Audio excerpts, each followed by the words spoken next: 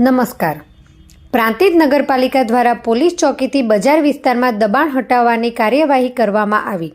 પ્રાંતિજ નગરપાલિકા દ્વારા ભાંખરિયા પોલીસ ચોકીથી બજાર વિસ્તારમાં જતા રસ્તા સુધી બંને બાજુ થયેલા દબાણને દૂર કરવાની કાર્યવાહી હાથ ધરવામાં આવી હતી। નગરપાલિકાના જવાબદાર કર્મચારીઓએ જણાવ્યું હતું કે આ કાર્યવાહી નિયમિત રીતે કરવામાં આવે છે અને આગળ પણ ચાલુ રહેશે। અગાઉ પણ નેશનલ હાઈવે 48થી પોલીસ ચોકી સુધી લારીઓ અને કેબિનો દૂર કરવાની કામગીરી કરવામાં આવી હતી। આ કાર્યવાહી સામે નાના વેપારીઓમાં ભારે અસંતોષ જોવા મળ્યો હતો। વેપારીઓનું કહેવું છે કે તંત્ર દ્વારા કોઈ યોગ્ય વૈકલ્પિક વ્યવસ્થા કર્યા વિના તેમની લારીઓ અને દુકાનો હટાવવામાં આવી રહી છે, જે તેમની રોજીરોટી પર સીધી અસર કરે છે। વેપારીઓએ માંગ કરી હતી કે જો દબાણ દૂર કરવું જરૂરી હોય તો પહેલાં તેમને યોગ્ય જગ્યા ફાળવી રોજગાર ચાલુ રહે તેવી વ્યવસ્થા કરવી જોઈએ। આ દરમિયાન કેટલાક વેપારીઓએ વિરોધ કરવા હોવા છતાં નગરપાલિકાના કર્મચારીઓ દ્વારા તેમની દુકાનોમાં જઈને પ્લાસ્ટિકના ઝબલા પણ જપ્ત કરવામાં આવ્યા હતા। વેપારીઓનો આક્ષેપ છે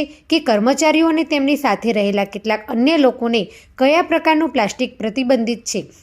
અને કયું માન્ય છે તેની પૂરતી માહિતી નથી, છતાં પણ તપાસ કર્યા વિના પ્લાસ્ટિકના ઝબલા જપ્ત કરીને ટ્રેક્ટરમાં નાખી દેવામાં આવ્યા હતા। એક દુકાનદારે ખુલ્લેઆમ આક્ષેપ કર્યો હતો કે અગાઉ પણ તેમની દુકાનમાંથી 2 થી 3 લાખ રૂપિયાની કિંમતના પ્લાસ્ટિકના ઝબલા જપ્ત કરવામાં આવ્યા હતા, પરંતુ ત્યારબાદ કોઈ યોગ્ય કાનૂની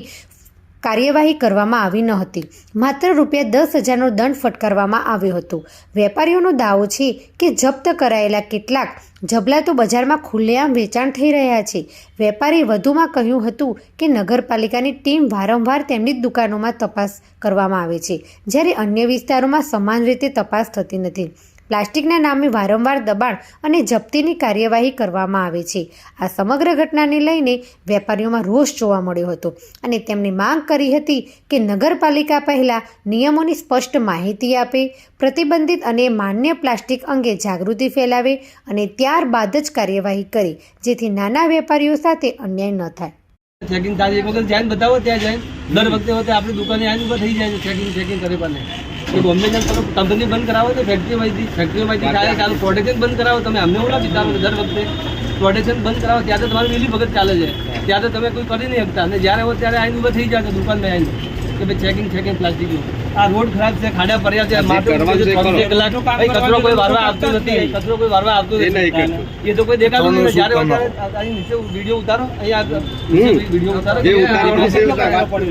લાઇટ બંધ છે એનું કોઈ ઠેકાણું પડતું નથી, ગટર લાઈન ભરાઈને જાય છે અમારે ત્યાં સોસાયટીમાં એનું કોઈ ઠેકાણું પડતું નથી, બસ પ્લાસ્ટિકમાં ત્યારે પાલિકામાં ખબર પડે છે,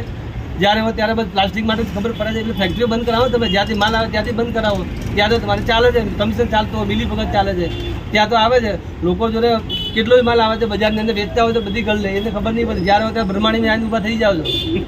બસ પ્રાઇવેટ એક જ ખબર પડે છે યાર। પણ આ લાઇટની વ્યવસ્થા કરો, ખાડાનો કરો, ગટર લાઈનના કરો,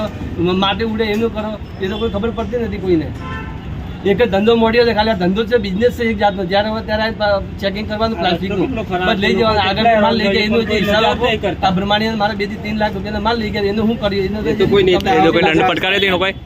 કોઈ દંડ આપે તો તમને દંડ આપે 10,000 રોકડા દંડ પાવતી આપી હતી કોઈ નહીં આગળ લઈ ગયા પાવતી આપી હતી ને દુકાનથી બી લઈ ગયા ને ઘરથી બી 10,000 હું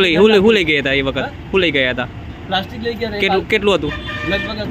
40-50 કટ્ટા પ્લાસ્ટિક હતું, એ ટાઈમ અમે બંધ કરી નાખીએ। અંદાજે કેટલાનો 3 લાખ રૂપિયાનો માલ હતો અંદાજે, એ માલનો હજી કોઈ વિગત જ નથી કેમ એ માલ છોરાય છે ને બજારમાં વેચાય છે, બોલો એ અમને માહિતી છે, એ કોઈને તમે કટવા એ આવડતું નથી ક્યાંથી છોરાય છે, એનું કોઈ ઠેકાણું નથી તમારે પાલિકાવાળાને, એ માલ છોરાય છે બજારમાં વેચવાનું થાય છે એવા મને મેસેજ મળે છે, અમે ઇન્કવાયરી કરીએ તો કે માલ પડ્યો છે, માલ ક્યાં છે, માલની વિગત આપો, એ માલનું શું કર્યું એને તો કમસે કમ આપો, તમે શું કર્યું, ડિસ્ટ્રોય કર્યું કે વેચ્યું કે કંપનીમાં જમા કરાવી કે ગવર્મેન્ટને ક્યાં આપ્યું એ માલની તો વિગત આપો, તમે દર વખતે એવું કરો છો। બજારમાં હોવું જોઈએ ને તકદારું કાલે વિડીયો બેકરી કર અને આજ પદ્ધતિ નગરપાલિકાની હોવી જોઈએ, નગર વોટ લેવા પછી આવશો તમે, વોટ લેવા માટે પહેલા આવો છો ઘેર